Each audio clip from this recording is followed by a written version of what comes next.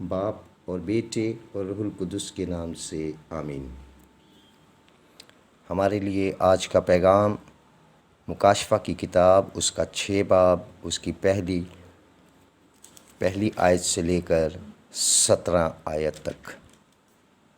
7 مہریں۔ پھر میں نے دیکھا کہ برہ نے ان 7 مہروں میں سے ایک کو کھولا، اور میں نے ان 4 جانداروں میں سے ایک کی آواز بادل کی گرج کی مانند یوں کہتے سنی کہ میں نے نظر کی تو کیا دیکھتا ہوں کہ ایک نکڑا گھوڑا ہے،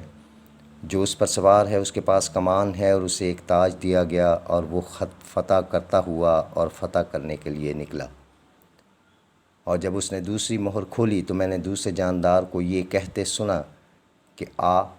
تب کمیت رنگ کا ایک اور گھوڑا نکلا، اور اس کے سوار کو یہ دیا گیا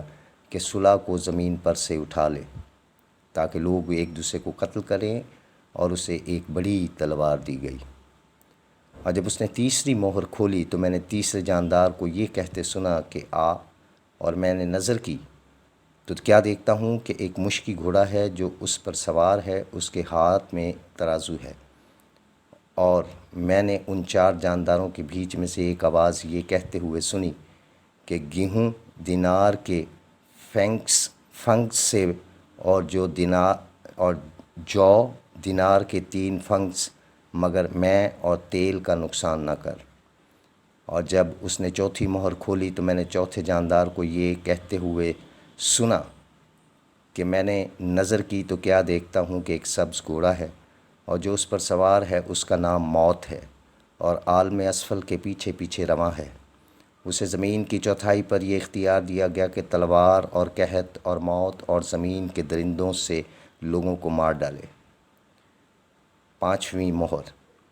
اور جب اس نے 5ویں مہر کھولی تو میں نے قربان گاہ کے نیچے ان کی روحوں کو دیکھا، جو خدا کے کلام کے سبب سے اور گواہی پر قائم رہنے کے باعث قتل کیے گئے تھے۔ انہوں نے بلند آواز سے چلا کر کہا کہ اے خداوند قدوس و برحق، تو کب تک عدالت نہ کرے گا اور زمین کے باشندوں سے اور ہمارے خون کا بدلہ نہ لے گا؟ ان میں سے ہر ایک کو سفید جامہ دیا گیا۔ ان سے کہا گیا کہ تھوڑی دیر آرام کرو، جب تک تمہارے ان ہم خدمت اور بھائیوں کا شمار پورا نہ ہو لے جو تمہاری طرح قتل ہونے والے ہیں۔ 6ٹی مہر۔ اور جب اس نے 6ٹی مہر کھولی تو میں نے دیکھا کہ بڑا زلزلہ آیا، اور سورج بالوں کے کمبل کی مانند کالا، اور سارا چاند خون کی طرح ہو گیا، اور آسمان کے ستارے اس طرح زمین پر گر پڑے جس طرح انجیر کے درخت سے اس کے کچے پھل گر پڑتے ہیں، جس وقت اسے تند ہوا ہلاتی ہے، اور آسمان لپٹے ہوئے طومار کی مانند جاتا رہا، اور ہر ایک پہاڑ اور جزیرہ اپنی اپنی جگہ سے ٹل گیا۔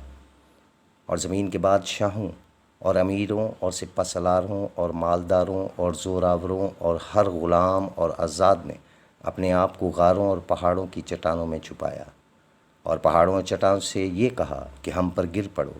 اور ہمیں تخت نشین کے چہرے اور برے کے غضب سے چھپا لو، کیونکہ ان کے غضب کا زور عظیم پہنچا ہے، اب کون ٹھہر سکتا ہے؟ خدا کے زندہ کلام کے پڑھے اور سنے جانے پر خدا کی برکت ہو، آمین۔